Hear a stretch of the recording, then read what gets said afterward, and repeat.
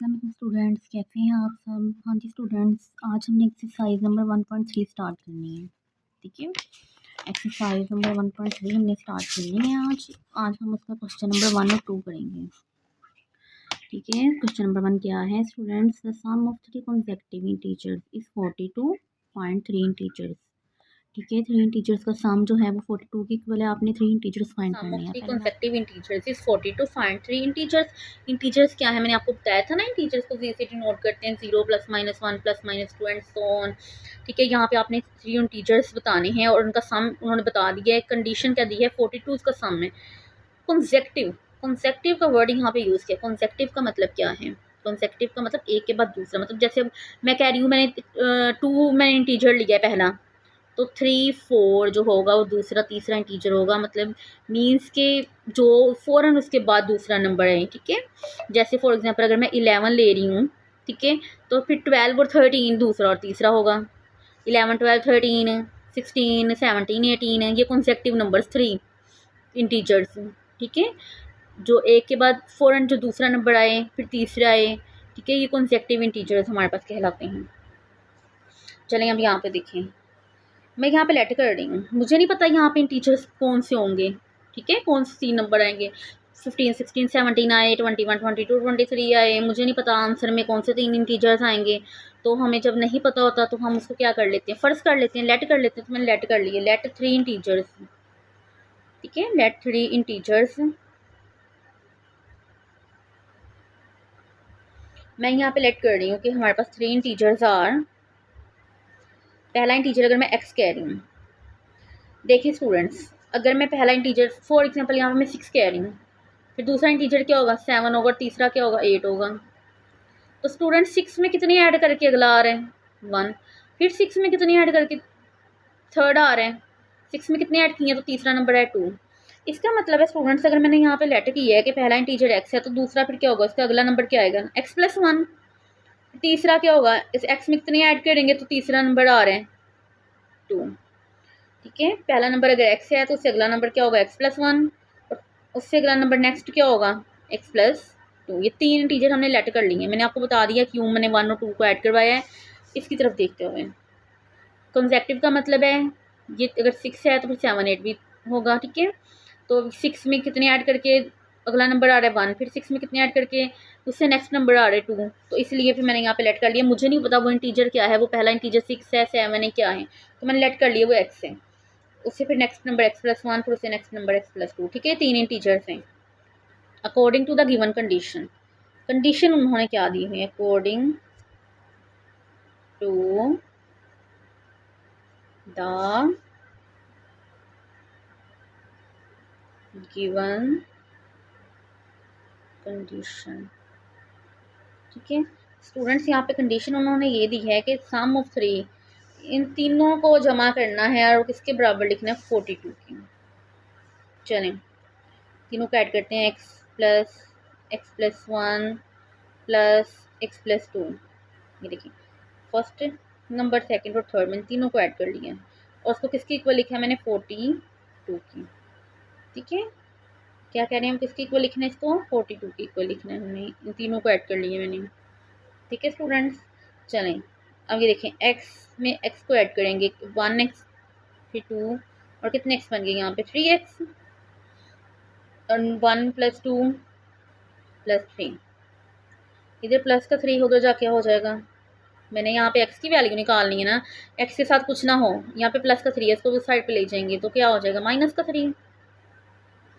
ठीक है, तो 42 में से 3 माइनस करवाए बता क्या बच गया, 39। यहाँ से x की वैल्यू निकालनी है, 3 इधर मल्टीप्लाई हो रहा है, उधर जाके हो जाएगा डिवाइड। तो 39 को हमने 3 पे डिवाइड करवाया तो हमारे पास क्या आ गया, 13। तो स्टूडेंट्स इसका मतलब है फर्स्ट इंटीजर मेरे पास क्या आया, एक्स फर्स्ट इंटीजर था ना, तो फर्स्ट इंटीजर क्या आ गया हमारे पास, यहाँ पे देखिए जरा, फर्स्ट इंटीजर। फर्स्ट इंटीजर मैंने क्या कहा था, वो क्या है हमारे पास, एक्स है, वो क्या किसके इक्वल आ गए, 13 के। ठीक है, सेकेंड इंटीजर, सेकेंड इंटीजर क्या था, x+1, तो 13 में 1 ऐड करेंगे, x 13 है, 13 में 1 ऐड किया क्या बन गया 14। इसी तरह थर्ड इंटीजर वो किसके इक्वल था, x प्लस 2 के। x क्या था 13, 13 में 2 ऐड किए 15। तो देखिए जरा 3 कंसेक्टिव नंबर आ गए 13, 14 और 15। ठीक है, 13, 14 and 15 are required number. Required का मतलब जो हमें चाहिए, रिक्वायर्ड इंटीजर्स। ठीक है, ये लाइन लिखनी है तो लिख लें, नहीं लिखनी ना लिखें, लेकिन इस तरह आपने लास्ट में लिखना है कि फर्स्ट इंटीजर ये है, सेकंड इंटीजर, तीन इंटीजर का था ना उन्होंने, 0.3 इंटीजर, और थर्ड इंटीजर ये हमारे पास आ गया है। हमने सिंपली क्या किया है, जो कंडीशन दी थी वहाँ से हम नेक्स्ट की वैल्यू निकाल के बता दिए, पहला इंटीजर ये, दूसरा ये है, तीसरा ये है। समझ आ गई है। चलें अब नेक्स्ट क्वेश्चन हम करते हैं, क्वेश्चन नंबर 2 का। ठीक है, क्वेश्चन नंबर 2 में एक डायग्राम दी हुई है उन्होंने। ठीक है, एक ट्राइंगल बनाई हुई है और ये 90 का एंगल है, इसका मतलब राइट ट्राइंगल है। ये कौन सी ट्राइंगल है, राइट ट्राइंगल है। राइट ट्राइंगल में ये बेस होती है, ये क्या है, परपेंडिकुलर हाइपोटेन्यूज। ठीक है, बेस कितनी दी है, √3 प्लस √5 सेंटीमीटर। अब यहाँ पे क्वेश्चन में वो क्या पूछ कर रहे हैं, द डायग्राम शोज, वो कह रहे हैं जो डायग्राम है, डायग्राम शोज ये क्या ज़ाहिर कर रही है, राइट एंगल ट्राइंगल। ये क्या है, राइट एंगल ट्राइंगल, वो हम पता चल रहे हैं। In which the length AC is. ठीक है, उन्होंने ये बता दिया साथ के, ये जो AC लेंथ है वो इतनी है, वो उन्होंने लिखा हुआ है यहाँ पे। The area triangle ABC is, इसका एरिया उन्होंने दिया हुआ है हमें, वो कितना दिया है ये देखिए, 1 प्लस √15 सेंटीमीटर स्क्वायर, ये इसका एरिया दिया हुआ है। फाइंड द लेंथ AB, इसका मतलब है वो कह रहे हैं AB फाइंड करें, मतलब ये हमने इसका परपेंडिकुलर फाइंड करना है। बेस दी हुई है और एरिया भी दिया हुआ है। इन द फॉर्म ऑफ, इस फॉर्म में हमें इसकी लेंथ फाइंड करनी है, ऐसी होनी चाहिए, मतलब पहला नंबर √3 वाला हो और दूसरा नंबर √5 वाला हो। ठीक है, और ए बी, मतलब यहाँ पे ए बी की जगह पे कोई भी इंटीजर्स हो सकते हैं, वे A and B are integers. समझ आ गई है। हमने क्या करना है स्टूडेंट्स, बेस दी हुई है, हमने यहाँ पे इसकी लेंथ फाइंड करनी है AB, और वो लेंथ कैसी होनी चाहिए, पहला नंबर √3 में होना चाहिए, दूसरा नंबर √5 में होना चाहिए, जैसे कि ये। ठीक है, और यहाँ पे कोई भी हमारे पास इंटीजर हो सकते हैं, ए की जगह पे 2, 3, 5 कुछ भी हो सकता है, B की जगह पे कोई भी इंटीजर हो सकता है। ठीक है, आपके पास यहाँ पे AC दिया हुआ है और एरिया भी दिया हुआ है। अब देखते हैं हम इसको कैसे सोल्व करते हैं। क्वेश्चन 2, ठीक है, स्टेटमेंट मैंने आपको समझा दी है। AC की वैल्यू दी हुई है आपको, एरिया भी दिया हुआ है ट्राइंगल का, आपने यहाँ पे इसका परपेंडिकुलर फाइंड करना है। ठीक है, AB मतलब हाइट, ट्राइंगल की हाइट फाइंड करनी है आपने यहाँ पे। ठीक है, और उन्होंने क्या बताया कि ट्राइंगल की हाइट कैसे होनी चाहिए, पहली वैल्यू √3 की होनी चाहिए, दूसरी √5 की होनी चाहिए। चलिए हम इसको फॉलो करते हैं। स्टूडेंट्स आपको अगर याद हो तो यहाँ पे हमारे पास एरिया ऑफ ट्राइंगल का फॉर्मूला क्या था, एरिया ऑफ ट्राइंगल। ठीक है, आपने छोटी क्लास में पढ़ा है ना, 6, 7, 8 में। एरिया ऑफ ट्राइंगल किसकी इक्वल होती है, 1/2 base multiply height, base multiply height. ठीक है, इज इक्वल टू 1/2। चलें यहाँ पे देखें, बेस, बेस ये होती है ना बेस, बेस उन्होंने दी हुई है हमें, वो क्या है, √3 प्लस √5। ठीक है, ये बेस हमें दी हुई है उन्होंने। तो स्टूडेंट्स यहाँ पे क्या है, मल्टीप्लाई हाइट। हाइट क्या है, हाइट कितनी है, हाइट नहीं दी हुई है, उसकी जगह पे हम क्या लिख देंगे, AB। ठीक है, मैयर AB। चलें, और ये 1/2 दोनों का है। ठीक है, समझ आ गई है। 1/2 base multiply by height. Area भी, एरिया ऑफ ट्राइंगल की जगह जो एरिया ऑफ ट्राइंगल दिया वो हमने लिखना है, वो क्या है, 1 प्लस √15।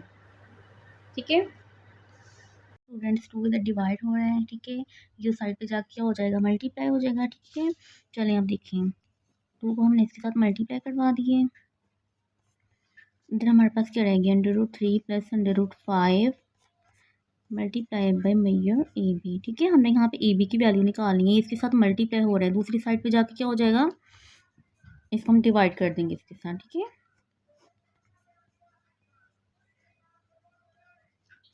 हाँ जी स्टूडेंट्स, आपको पता है आपने 1.2 का क्वेश्चन नंबर 1 जो किया था, आपने डिनोमिनेटर को रैशनलाइज किया था, इसमें क्वेश्चन में वो क्या कह रहे हैं, वो कह रहे हैं जो ए बी की लेंथ है ना वो आपके पास √3 प्लस सॉरी इसकी 5 के फॉर्म में हो, ठीक है। लेकिन स्टूडेंट्स यहाँ पे तो ये डिनोमिनेटर में आ रहा है, डिनोमिनेटर में ना हो, उन्होंने क्या कहा है वो नोमिनेटर के फॉर्म में ना √3 और √5 के फॉर्म में हमने यहाँ पे लेके आनी वैल्यू, लेकिन ये तो डिनोमिनेटर में आ रहा है। तो इसको डिनोमिनेटर को ख़त्म कैसे करते हैं, आपने एक्सरसाइज नंबर 1.2 का क्वेश्चन नंबर 1 जो किया था, डिनोमिनेटर को रेशनलाइज करके डिनोमिनेटर में जो ये अंडर वाली वैल्यू थी इसको आपने ख़त्म किया था, ठीक है। तो यहाँ पे भी हमें बिल्कुल वैसे ही करना है स्टूडेंट्स। चलें इसको रैशनलाइज करना है हमने यहाँ पे, ठीक है। दरमियान में प्लस है, स्टूडेंट्स हमने यहाँ पे माइनस के साथ मल्टीप्लाई भी करवा देना है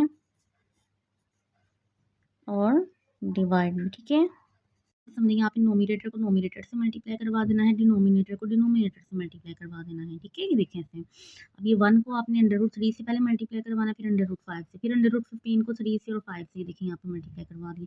और यहाँ पे बिल्कुल जैसे क्वेश्चन नंबर 1 किया था हमने एक्सरसाइज नंबर 1.2 का, एक प्लस में हो एक माइनस में, तो क्या लिखना है, फर्स्ट का स्क्वायर माइनस सेकंड का स्क्वायर, ठीक है। चले हम यहाँ पे देखें अब स्टूडेंट्स, यहाँ पे √3 एज इट इज़ 5 भी 45 की फैक्टराइजेशन की, तो क्या बना 3 का स्क्वायर मल्टीप्लाई 5, 75 की हमने फैक्टराइजेशन की थी, ठीक है। ये स्क्वायर रूट से कट हो गया, ये देखिए अब ये 3 का स्क्वायर रूट से कट हो गया, 3 बाहर आ गया √5 के, लेकिन 5 जो है वो √रूट के अंदर ही रहेगा। यहाँ पे भी 5 स्क्वायर रूट से कट हो गए, 5 √रूट के बाहर आ गया, लेकिन 3 √रूट के अंदर एज इट इज़, ठीक है। आगे देखिए आप स्टूडेंट्स, ये 2 से कट हो रहे हैं, हमने अब यहाँ पे प्लस माइनस करवाना है। √3 को √3 में ही प्लस माइनस करवाएंगे, √5 को √5 में ही प्लस माइनस करवाएंगे। ये 1 √3 है, ये -5 √3 है, कितने √3 बन गए -4, ये -1 √5 है, प्लस 3 √5, कितने √5 बन गए +2 √5, ठीक है स्टूडेंट्स। हाँ जी, यहाँ पे वो 2 से कट हो गया था, यहाँ पे क्या रह गया अब हमारे पास 1, ये माइनस है नीचे, इस माइनस को हम ऊपर, 1 तो नीचे नहीं ना लिखते हैं, लेकिन इस माइनस को ऊपर कन्वर्ट कर देना है। जब ये माइनस ऊपर कन्वर्ट होगा, मतलब माइनस का डिवाइड होगा, तो ये माइनस माइनस क्या हो जाएगा, ये प्लस का हो जाएगा, और ये प्लस माइनस ये माइनस का हो जाएगा। तो स्टूडेंट्स ये देखिए हमारे पास ए बी की वैल्यू आ गई है, ठीक है। ए बी की लेंथ ये हमारे पास आई है। 7 स्टूडेंट्स आपने इसको सेंटीमीटर में लिख दिया है, लेंथ को सेंटीमीटर में लिखते हैं ना, आपको जो उन्होंने लेंथ दी थी ए सी की वो सेंटीमीटर में दी थी, ठीक है। इसका मतलब ये भी सेंटीमीटर में आपने लिखनी है, ठीक है। चलें स्टूडेंट्स, क्वेश्चन नंबर 2 और 3 हम नेक्स्ट लेक्चर में करेंगे, ठीक है। अगर किसी स्टूडेंट को किसी भी कंसेप्ट नहीं समझ आए, कमेंट सेक्शन में लाजमी पूछें, वीडियो को लाइक करें, शेयर करें, ठीक है, और चैनल को लाजमी सब्सक्राइब करें, ठीक है। अल्लाह हाफिज़।